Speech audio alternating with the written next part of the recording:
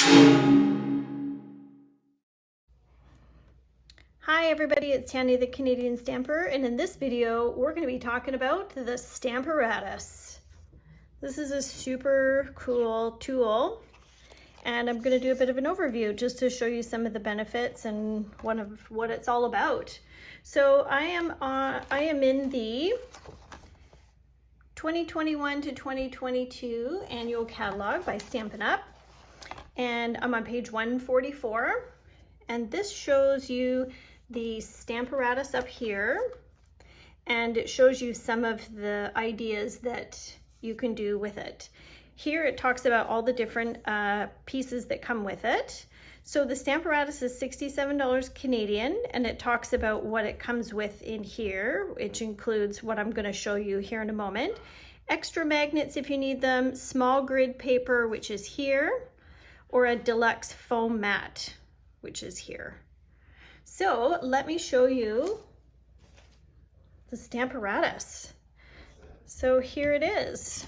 These are your plates, and they pop out. Sorry, my camera. They pop out like this. And then this is the regular foam mat.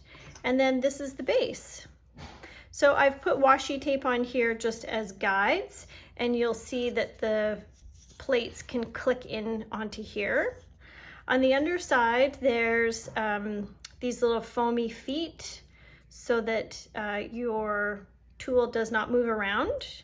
And then it comes with these two magnets. Now, these magnets are far apart for a reason. They will snap together. It will hurt your fingers. So please be careful with these. They're very, very strong. And so let me show you how this goes. So I also have a Misty tool, and I like the Misty tool, but what's great about the Stamparatus versus the Misty tool is that your edges, you can have paper that goes over the edge, whereas in the Misty tool, you need to keep it within the confinements of there. You can work around it a little bit, but I like that there's two exposed edges. So with this, you could actually do 4 stamps. So you could do one on this side, one on this side, and then you have another plate, and you could do 2 more. So when I'm storing it, I store one in the plate in there, and then I just rest the other one like this. And then it goes into a little case. So the Stamparatus,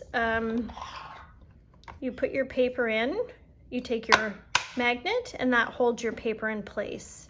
So there's 2 magnets. I don't know that I've ever used both magnets.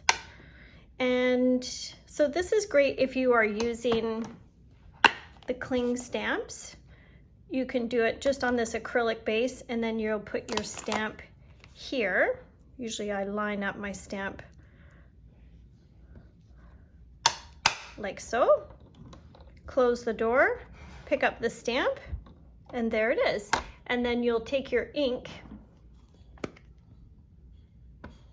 you'll ink up, camera's gonna wobble, you ink up your image, close the door, then I just kind of use the butt of my sweater or my hand, and there's your image. Now if you are using, let's get a different stamp on here. So let's say we're going to use this one, and I'm going to set it here, put my other door on and pick it up.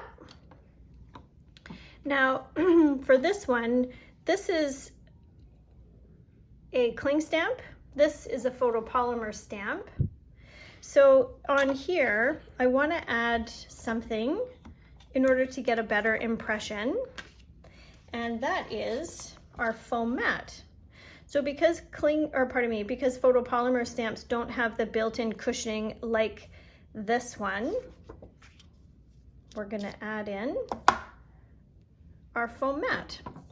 Just gonna make sure that my stamp is still on there. So the magnet is super strong and has held through there. So again, I'm gonna ink up my stamp, put it down. There. So now what's great about the Stamparatus is this piece is not as crisp as the base of it. I don't know if you can see that. So leaving everything exactly the way that it is, I'm gonna ink this up again, and I'm gonna close the door. I'm gonna push down, and it's going to allow me to have a beautiful crisp image like that. So what's awesome is that with other stamping, like if you had just the block and doing it, it might be really difficult to get an exact image over it again, like to stamp over it if you missed a little piece. This is great for sentiments. If you miss just the edge of a sentiment, then you can just use the Stamparatus and just keep inking it up and closing the door over and over again. So let me show you some other techniques that you can do with the Stamparatus. So this one is called Hinge Stamping. So what I've done here is I have set up "Thank you so very much" stamp set here, as if we'll pretend I'm doing it, closed it, and then leaving the stamp where it is, and I move the door down one, stamp again, move the door down, and so on. So this is something you can't do with the MISTI, but if that's of interest, then that's fun. If you have the MISTI, you can still get the same effect, but instead of moving the door, you're going to move your paper down and down. So this isn't a comparison from MISTI tool to the Stamparatus. I just say that because I used to use the MISTI, and it's something that I noticed was different. Okay, so this is multi-stamping. And so this stamp is two. The orange is one stamp and the chair base is another stamp. And so I'm gonna mount my chair to one plate, and then I'm gonna mount my fabric part of the stamp to another and ink it up, close it on one, and then close it on the other, and then you have your multi-stamping, your two-step stamping there.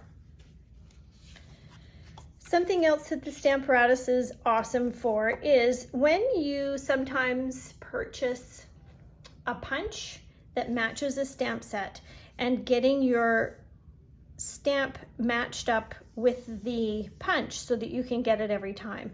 So what you'll want to do in this is you're going to die cut stamping template. So you're going to punch from a piece of paper to create your template. Then you're going to put the template on here, and then you're going to take your stamps, you're going to rest them face down into the negative space on both, close the door to pick them up, then remove your paper, put in fresh paper, and then as you ink and stamp, your stamping will match up perfectly to the die, for the die or the punch that are there. So that's, and then you would keep this template in your stamp case. A fourth option of using the Stamparatus is progression generational stamping. I think I just made this up actually. So what you're going to do, I think in this case I turned it this way, is you're going to put your paper in, then you're going to put your stamp on here, ink it up, and then close the door to get this first one. Then you're going to unhinge the door, and in this case, you're going to move the door, don't ink it up again, and then you're going to go over it again. And this is going to be the second bird, and then you'll do the same to get the third. First generation stamping, second generation, and third generation stamping. So that's a fun one. And then there's that side with a beautiful flower. Again, first, second, and third generation stamping. So this is a super cool technique. It's probably my favorite for the Stamparatus. So what you do is, if you email me, thecanadianstamper@gmail.com, I can send you these templates, and then you'll just cut them out and you can put them in your Stamparatus. So you'll cut down, I think this is maybe a 4x4, 3x3 piece of paper, and you're gonna set it in here with your magnet. And then you're gonna put in whatever stamp you want to start with. I think I started with this purple flower. Put it on there, close the door, pick it up, and then you'll stamp it. Then you rotate, you stamp again, rotate, rotate, rotate, etc. So as you use the template, you're building a wreath to go all the way around, which is fun. So you can make that a focal point of your project. And then there's another sample there. This is from a celebration from years ago with this little turtle. And then I used this template to put all these little flies to go all the way around. So it's symmetric. Yeah, so this is a really fun technique, and this template is available for sure. So then in that same idea, I'm tucking this into the corner, using my magnet, and then this is, I think this one's 3x3, little square. So you would start like so. You would get your little stamp, put it where you want it to start, close the door, pick up, ink up, stamp, and then you would rotate and stamp as you go. And then that's what this is. So you could easily put like a little circle happy birthday or something in there, and it makes a fun focal point in there. So it's great for building wreaths and getting a different look to your projects. So in the Stamparatus case, when you purchase it, it comes with instructions and it tells you what's in there. So there's a YouTube video to learn more. It tells you about it. It tells you about the pieces, uses some tips, stamping with 1 plate, stamping with 2 plates. So there's a lot of information that's super helpful there. And then these are the different languages. And then it has images. So it tells you about all the different pieces that came with your Stamparatus and how to use them. So I definitely use the Stamparatus quite frequently, especially when doing multiples of the same card or stamping a sentiment on the inside of a card. It's really fun to just pop your card in there, have your sentiment ready to go, you ink it up, and you're just doing the same sentiment over and over, whether you're batching some birthday cards or batching Christmas cards. It's super handy. And then also for the 2-step stamping. So in this example, the tree is here and then the top of the tree is there. So you're stamping 1 plate here, then 1 plate there, and then you're just replacing the paper. So, oh, that looks like they've even put a little swing in there too, which is fun. So that's the Stamparatus. Please post any questions that you might have about the Stamparatus down below. I'd happy to answer any questions for you. I am going to make a card and I will post it at the end of this video so that you can see. I'm going to use the jar of flowers. So I'm going to stamp my jar. I'm going to add some water. I'm going to add my flowers, and then I'm going to put some stems. So 1, 2, 3. So I'm going to do 4 stamps. I'm going to use each plate and make this card, which I'll post at the end. I hope you enjoyed this and it was helpful, guys. Bye for now.